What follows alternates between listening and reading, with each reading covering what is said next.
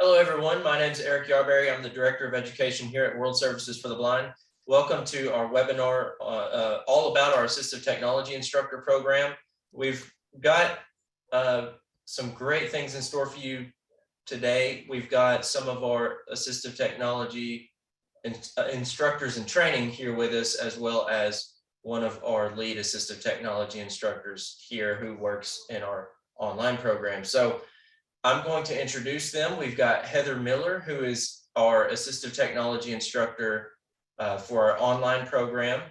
We've got Gretchen Craig, who is a student in our Assistive Technology Instructor program on campus. And we've got Stephen Johnson, who is a student in our Assistive Technology Instructor program online. So you're going to get a lot of great perspectives today, and you'll have the opportunity to ask questions and hopefully get answers that you are looking for.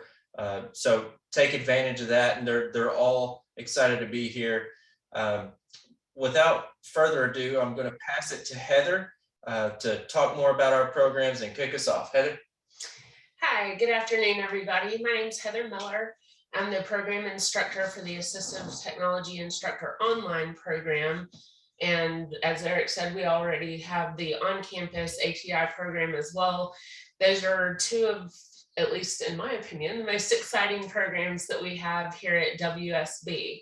So for those of you who are interested in pursuing a career in the assistive technology field, if you come either on campus or into the online program, what you can expect is that you'll be in a 12-month program. You'll receive 7 individual certifications throughout the course of the program. So 3 of those are with regard to assistive technology software, JAWS, Zoom Text, and NVDA, and then also teaching certifications in the Microsoft Office applications of Outlook, Excel, PowerPoint, and Word. But in addition to those topics, we also cover a multitude of other topics that will help you be a better instructor as you go through the program. We go through everything from general ophthalmology to educational psychology, report writing, lesson plan writing, writing equipment recommendations, also study other assistive technology devices such as refreshable Braille displays, how to teach somebody to use an iPhone or an Android with VoiceOver or TalkBack, things like how to use the Windows accessibility features, and lots of other just small topics like that.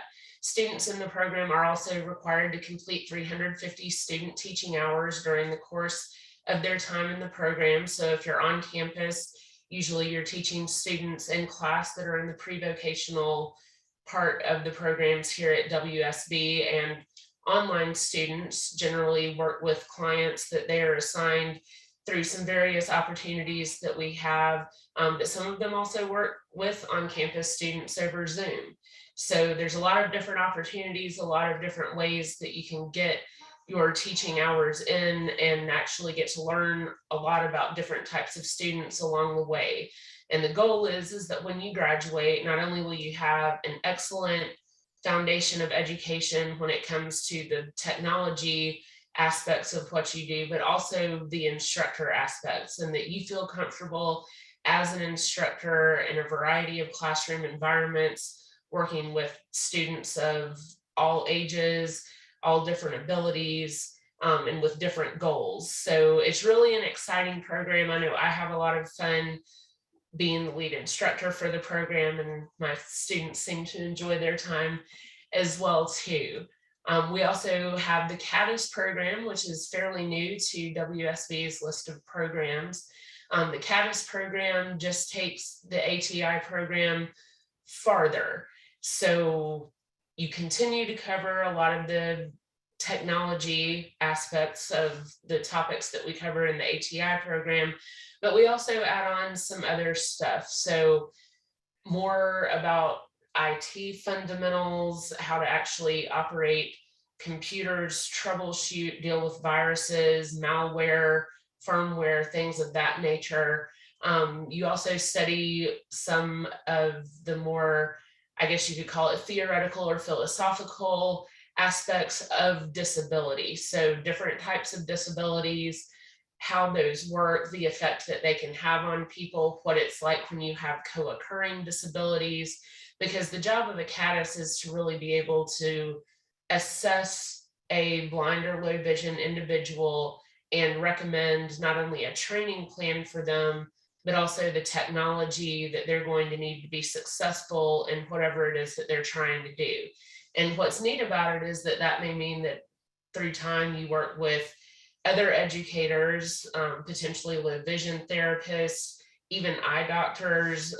It's really a multidisciplinary approach to how to best situate your client and empower them to be independent and achieve their goals despite having a vision disability. So it's a really exciting program.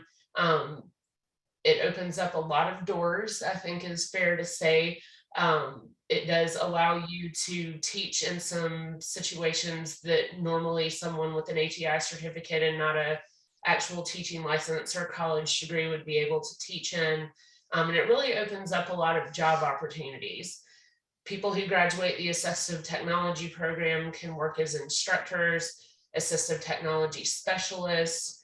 They might do some sort of accessibility consulting or work with someone on making the web more accessible or one of their products more accessible. And a CADIS does that, but even on a grander scale. So there's a lot of opportunities in this field. It is a very quickly growing and up and coming field as we turn more and more to technology over time. It's good for people who are blind and low vision to have those skills just to live their day-to-day life, but it's almost necessary to join the workforce. So this is a career that's going to be even more in demand as time passes and we continue to kind of graduate in the technology that is just available to the general public. And so it's really exciting to think about what we can do with this in the future and as the program moves on. So Gretchen is a client in the OnCampus ATI program, and she is going to give you a little bit of a glimpse into what it's like being a student here on campus. Thanks, Heather. Like Heather said, my name is Gretchen, and I'm an on-campus student here at WSB in the Assistive Technology Instructor Program. I've been here for 10 months. I've got about 6 weeks left to go. It is very immersive here, which is wonderful. You live, eat, breathe, and sleep ATI. You better like it because you're in it all day long. So our day is pretty structured. We start with students at 8 o'clock in the morning. We have 2 90-minute blocks with the pre-vocational students. Each assistive technology instructor is paired with a client who is going through the pre-vocational AT program. When they get done with the pre-vocational AT program, our students know the basics of File Explorer, Outlook, Word, the internet, and Excel. So we focus on those modules. We do one sitting with our student one-on-one for 90 minutes. We get a little break and then we do our second student. So all our students come from the WSB pre-vocational program right here on campus. Afterwards, the assistive technology instructor students all get together and we have what we call case management, where we get to go around and discuss our teaching techniques and the positives and negatives of our teaching experiences for the day, get feedback from our program instructor and feedback from each other about what has worked for them and what we can do going forward and how to assess our clients on the progress they're making. It's an invaluable resource to get that feedback. Then we get to take a break for lunch and we come back in the afternoon and we get our instruction, which is what Heather had said. We learn all the certifications for JAWS, NVDA, and Zoom text. Then we also do the other things that are important in our job, doing report writing, equipment recommendation. We learn how to read iReports. We learn about the psychology of learning and how to apply that to different learning styles. It's remarkable how much information is available here at the school. In the afternoon, usually we spend our time doing ATI stuff. We're doing our lesson plans. We're writing our reports that we need to turn in on our students. We're doing the homework that we need to do and the research that we need to do.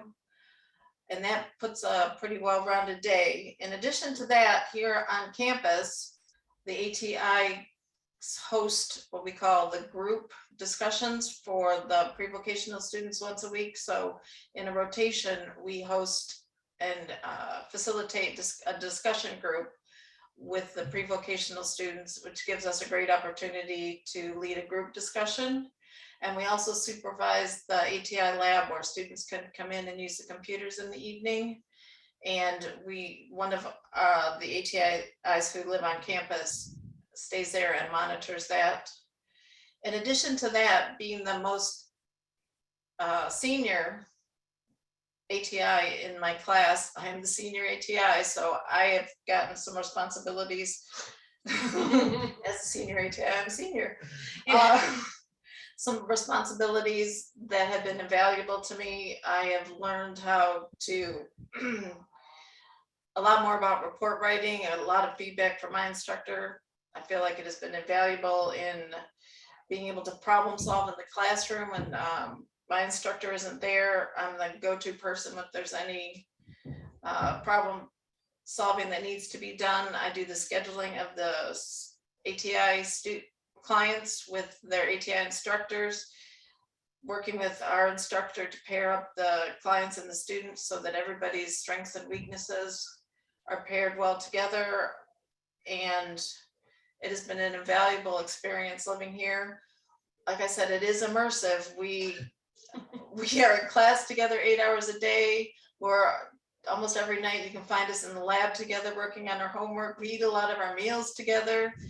So you are literally submersed in ATI for 10 to 12 months, and it has been a fabulous experience here on campus at World Services for the Blind. And I'm going to hand it over to Stephen about the online program. Thanks, Gretchen.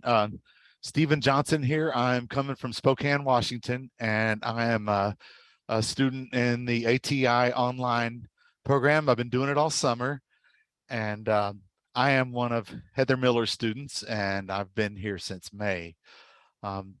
As far as a day in my life goes, I have my day compartmentalized, say that 5 times fast, compartmentalized into 3 basic parts. I work with my students for teaching hours. I'm required also to have 350 teaching hours to complete the course. I usually set aside 2 or 3 hours a day to work with them. I usually have 2 a day. I do coursework in another part of the day. And in the third part, I do lesson planning and any coursework that I need to finish up or any tests that I need to study for. Like Gretchen, we have to complete, I call it the Magnificent 7, NVDA, Zoom Text JAWS, PowerPoint, Word, Excel, and Outlook. I've completed 5 of those certifications. I am cruising for my Excel test, which I'll be taking Monday, and wish me luck. And I love doing this. I've wanted to do it for years, but I had trouble getting sponsorship from my local Division of Blind Services. I finally, they had a kind of a changing of the guard in my office, and we finally got a counselor who I met with and really expressed my desire and my passion to do this. And he said, you know what, we'll give you a try. And I have been in the program for 4 months. I'm in chronological month 4, and I've been able to pull ahead a little bit in the module work and to touch on modules for the online folks. And I think it's the same for maybe Gretchen as well. There are 12 basic monthly modules that need to be completed. They deal with everything from eye diseases to report writing, lesson plan writing, the Magnificent 7, you know, the ones I mentioned before, NVDA, JAWS. We do an educational psychology unit. We do a unit on Braille displays. We do a unit on recording equipment, all kinds of different AT gear, all kinds of different learning styles that we're going to run across. And we have the experience that we gained through teaching hours and we work with Computer for the Blind students, and we also I've gotten a couple of on-campus students from WSB that were really rewarding young guys. I taught a couple of students from the summer program that WSB just had, and that was really great, getting to work with some young high school age guys, and that was really rewarding. I also get to work with Computers for the Blind students, and they range in age from 20s to 80s. It's all walks of life that we deal with, all levels of learning and proficiency. They want to know everything from how to find things on YouTube to advanced Excel classes. You got to be ready for anything with those guys. I have a full gamut with my students. I have a guy that's doing Excel. I have a guy that basically just wants to learn basic JAWS and Windows.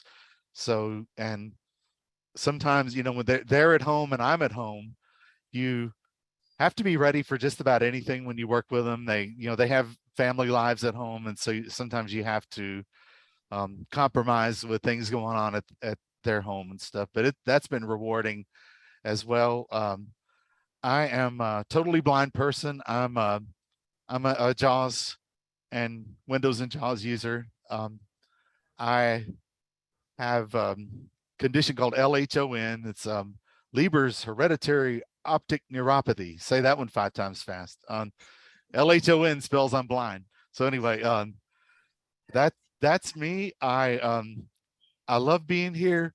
Like I said, the program is really teaching me organizational skills and discipline, because when you're here by yourself and you're doing it online, you have to have the want to get up each day, know what you're going to do each day and do it. Because and I've had to really compartmentalize my time to where I tell myself, okay, this morning you're going to do coursework until 10 o'clock, and then you got your first student. And after that one's done, we're going to write a lesson plan for the second student. I've really had to be methodical to keep myself on task. And it's a great program. It's structured really well. I love the modules that we follow online that are based on Canvas, which is our online location where all of our modules are. And Heather is a great instructor. She grades all of my assignments. She puts off with all my whining and questions. She answers any question that I might have. I think she's doing a great job preparing me for employment and for some of the pitfalls and things that I'm going to run across when I become an employee and when I start teaching. She does a fantastic job. And that's about all I have. I'm going to pass it on back to Eric. And, Awesome. Thanks, take it away, Eric. Yeah, thanks, Stephen. We're glad that you and Gretchen could join us. Thanks for sharing your experiences in the program. Just to kind of recap on Caddis, just for those of you who aren't aware, it is definitely one of our newer programs, and we have a category 3. We qualify as a category 3 applicant through ACVREP for their Caddis certification. And what that means is all you have to have, as you heard Gretchen and Stephen point to, it is rigorous, but all you've got to have is you've got to have a high school diploma. You've got to have a total of 1,500 teaching hours or direct work hours. 350 of those hours have to be supervised by a Caddis here. And then the other 1,150 can be signed off by an employer, or if you work more than 350, you can use those hours towards that total of 1,500. If you have any questions about those, don't hesitate to email us at training@wsblind.org, and we can definitely answer any questions that we don't have time for today. And I also wanted to mention that we do appreciate Computers for the Blind for their partnership. Like Stephen mentioned, customers of Computers for the Blind receive 25 hours of training from us if they have received or purchased a computer from Computers for the Blind. Of course, there is a list, but we do eventually get to those folks in need. So as you're going through our online program, that's definitely an option to you. Also, we've got something coming up that we want you guys to be aware of. We are trying to gauge the needs of teachers of the blind and visually impaired out there, and we are working on a survey and are about to send that out. If you are a service provider of assistive technology, just because it's something that where you walk into a classroom as a teacher and all of a sudden, oh, I've got to take care of technology too, we would like to hear back from you, see what your needs are, kind of get a feel of what the needs are out there. So keep an eye on that. If you're not in our newsletter, go to wsblind.org, sign up for that newsletter. It's on the homepage. That way we can get all the updates out to you, and you can learn about our other programs as we share that information. So again, don't hesitate to reach out to us. We're going to open it up for questions. Throw your questions, comments in the chat, and Lee is going to read those out to us, and we'll get to you as you ask those questions. So go ahead, Lee. We don't have any questions in the chat just yet. Okay. If any of you would like to unmute and ask a question, that's fine as well.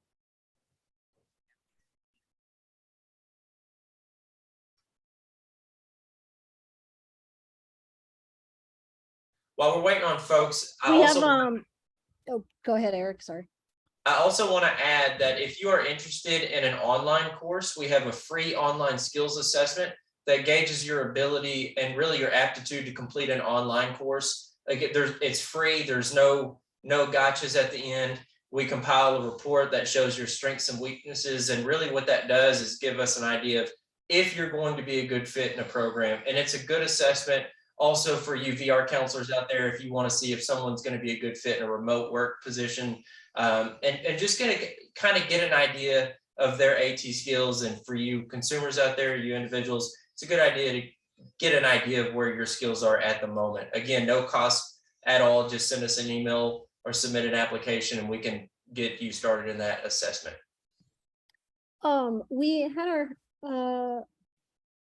We had someone raising their hand, but they are not anymore. But I have a question in the chat. I am a TVI/O&M. I have a full caseload. How flexible can your program be? Can it be stretched out over multiple years to try and get these skills and maintain my job?